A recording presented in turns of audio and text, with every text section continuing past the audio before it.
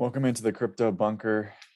Today, this is an emergency broadcast because some crazy things are happening right now in the markets um, and in the world in general. And so I just want you guys to be aware. So hopefully you don't fault me for like genuinely caring about all of you guys. And I know people are going to be like, oh, it's time to buckle up and to just sort of be a man or be strong about everything that's happening. And we just have to face the truth.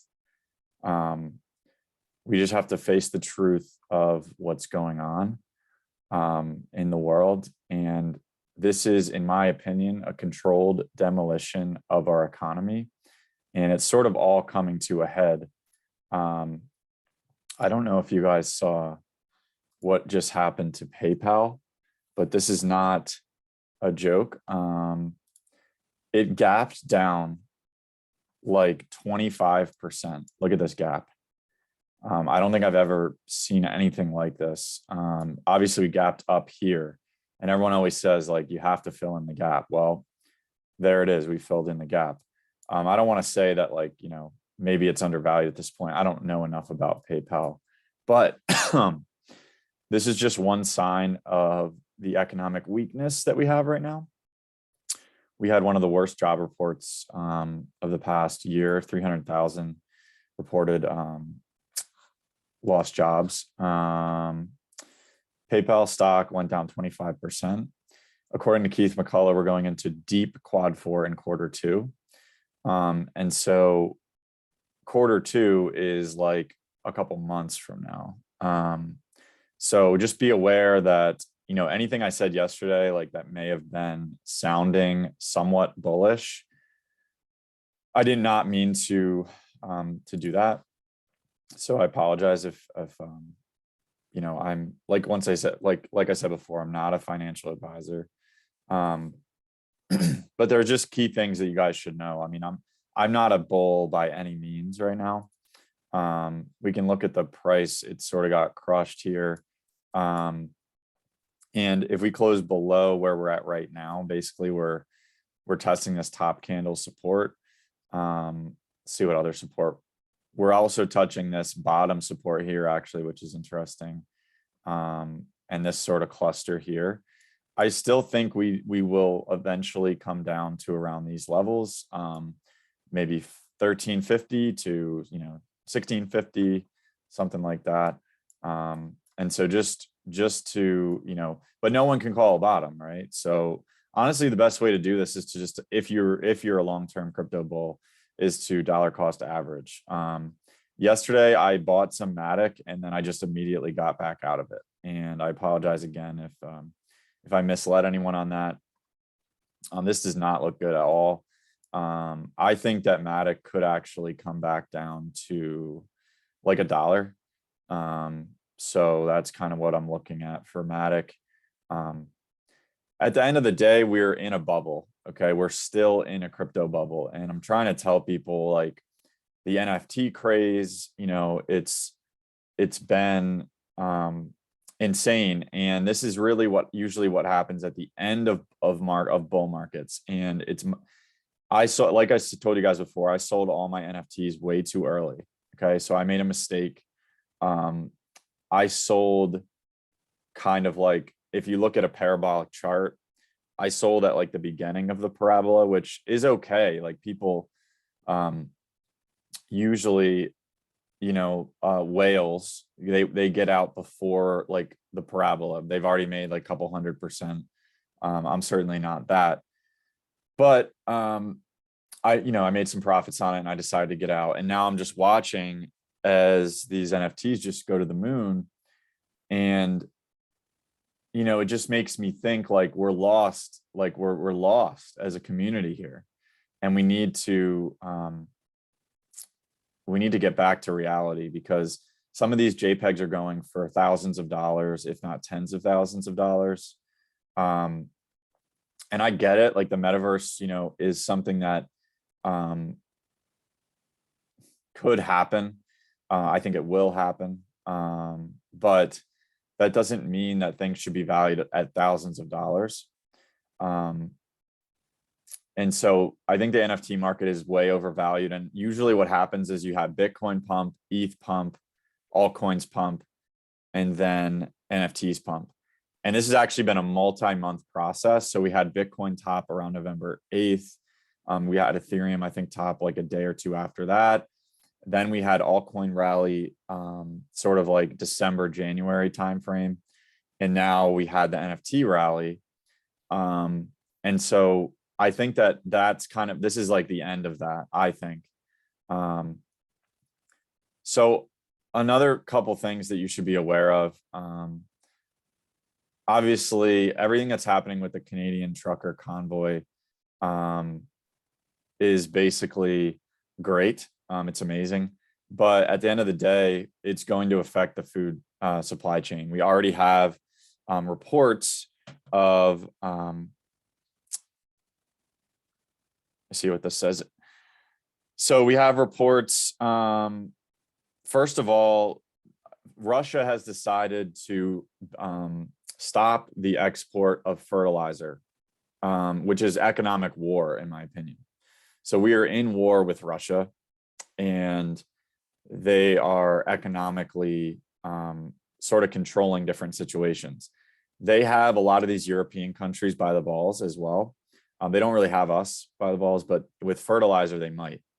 For European countries, they rely on Russia for natural gas, and they're already having a natural gas explosion in terms of price and issues with that. And so just be careful in terms of some of these things that are happening around the world. We all need to be aware. You know, if you're watching like sports or like mainstream media, or you're just kind of like hanging out, listening to music, you know, you need to like sort of start to try to plug yourself into what's happening. You know, you can follow my Twitter for that. I consider myself to be in sort of like battle. And I know that a lot of this might come off as sounding crazy. I get that. But I consider the war that is being held is sort of on social media to wake people up to reality, because how else are we going to do it? You know, we don't gather in town squares like, you know, with the community like back in the Renaissance days. So really the Renaissance has to happen on social media. And that's why I'm here right now on YouTube, trying to tell you guys what's going on. So the fertilizer prices are already through the roof. They're already exponential. We can take a look and see if we can find a fertilizer chart, because they're already, you know, it's already exponential. But with this move from Russia, you know, we can see like usually the prices are like 67. They're now 208.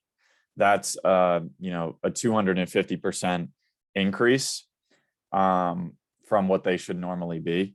As you can see, I guess maybe it won't let me, yeah, it's okay. Yeah, as you can see, it's usually around these levels, 67, 77, 66, you know, and now it's all the way up at 208. But Russia is now, with the world fertilizer supply running short, nations are taking steps to hold on to whatever they can to ensure their domestic food production will be unaffected for this season. And meanwhile, fertilizer factories in the US are actually being burned down. Whether this is intentional or not, we had North Carolina, we had in Winston-Salem, one of the biggest fertilizer plants in the country that produces ammonium nitrate, which is a key ingredient in fertilizer. We had that burned to the ground and on Tuesday. And so we've actually seen multiple of these explosions and factories burning down. And this is not a joke. I mean, I believe that they are trying to set us back and put us into a situation where we rely on the governments for different, for foods. I also think they want to go ahead and put us into like GMO, crops and seeds. And the only thing that can survive some of these attacks are some of these bigger companies that have all the seeds. They have the GMO seeds like Monsanto or Bayer. And I think Bayer, owns Monsanto now. And so there's just all these things happening right now, and it's overwhelming for sure to try to follow it all. I think the best thing that people can do to prepare, like I've said before, physical cash, physical gold and silver, storable foods, possibly fertilizer. I think I'm going to try to go out and get some of that today. I bought some seeds, so some heirloom vegetable seeds. I've also bought some sprouting seeds because all you need to sprout like broccoli sprouts or alfalfa sprouts or different bean sprouts is a jar and water. And so anyone can do this, and it's very nutritious too. So those are things that I've been doing, just stacking seeds, stacking metal, obviously, just preparing for like possible blackouts is another thing. I mean, when you see crazy inflation, which we are going to see at this point with food, you also, also kind of leads to blackouts usually. And if you look back in history, and we have Russia who can possibly launch a cyber attack. We had World Economic Forum do a war game on a cyber attack 2 months ago. And so we have all these things happening right now. And so we need to just make sure that we're prepared. I have like a winter well stove where you can just put wood into the little stove and then you can heat, like boil water, or you can like make, anything on a iron cast skillet, which is pretty much everything that, that you can do with that. Obviously you can't make certain things, but you can boil a lot of things, and you can make coffee if you have a French press. With a lot of these fertilizer issues, there's also going to be just major crop shortages. So corn, if you can get canned corn or frozen corn at the store, that would be one thing, a key item I would look at. I would also look at bacon and just different meats. If you can put them in the freezer, they'll last for up to a year. I've had freezer meat for, over a year, and I made a soup, or made whatever with the chicken. Chicken lasts the longest in the freezer. So yeah, I've done things like that, but you can already see it. I mean, let's not like act like any of this is out of the ordinary to be talking about. This is just what's happening in our world. If you look at, let's look at a chart of, first of all, yeah, like I said, PayPal, it's crazy. Let's look at like, corn maybe or something. Let's see, corn, see what's going on with that. Like you can already see it's in like a parabola. It's not even in a parabola yet. But look at how much the price of corn has gone up. Are people like asleep to what's going on with all this? And then people will be like, why are you paying attention to this? Well, I don't know. It seems pretty important. It's about to break this, and then who knows where it could go, this is the type of stuff we need to be paying attention to. We have a retrace to there. And so, ultimately look at where the price of corn could go. Look at the volumes coming in on this. Corn, the thing is, it takes the most amount of any crop. Fertilizer is used the most for corn.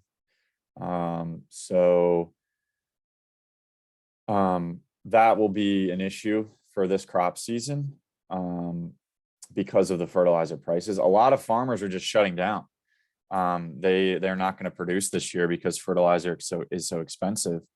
We have 150 meat trucks stranded at the US-Canada border as the protests continue. So watch out for that.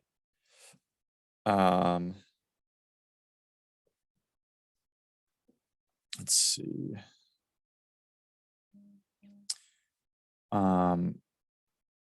We have a farmer insider who has said that the coming food shortages are going to be far worse than we're being told. And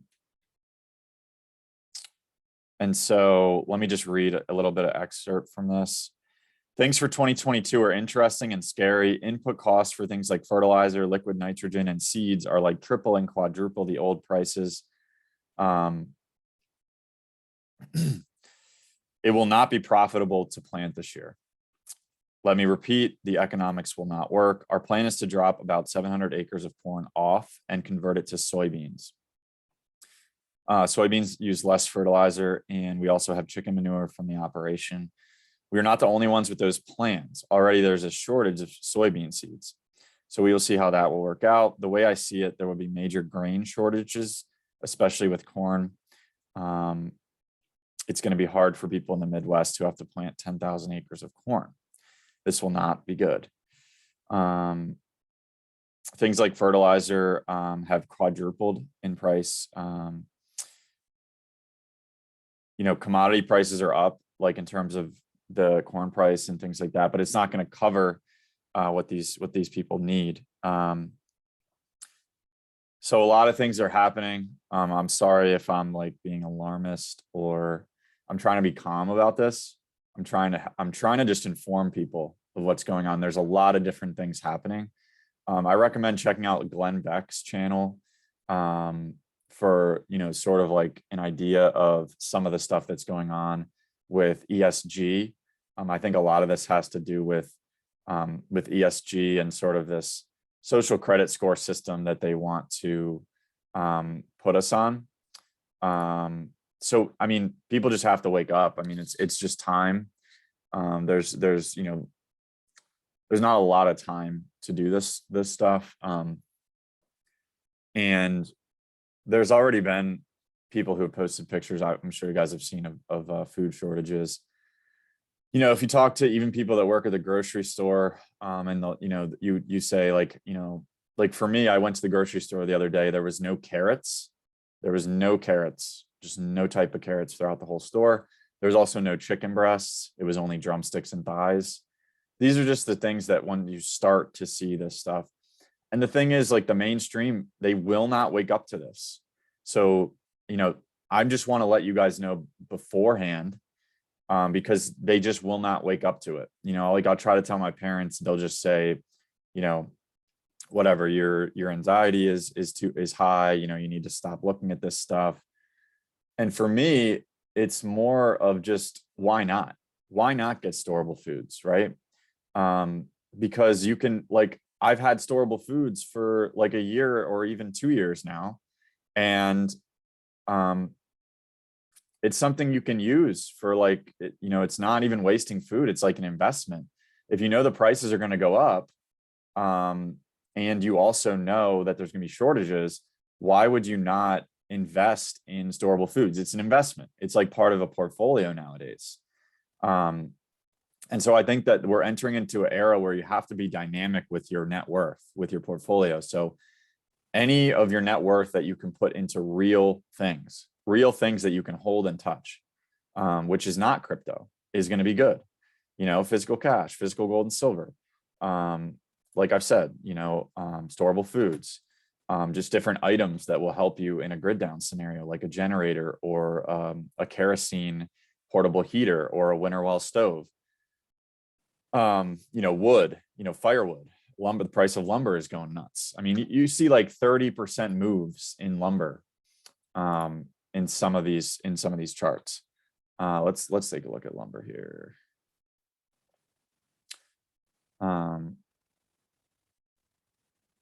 don't know if this is the right thing or not, but from what the moves people are talking about, this looks right.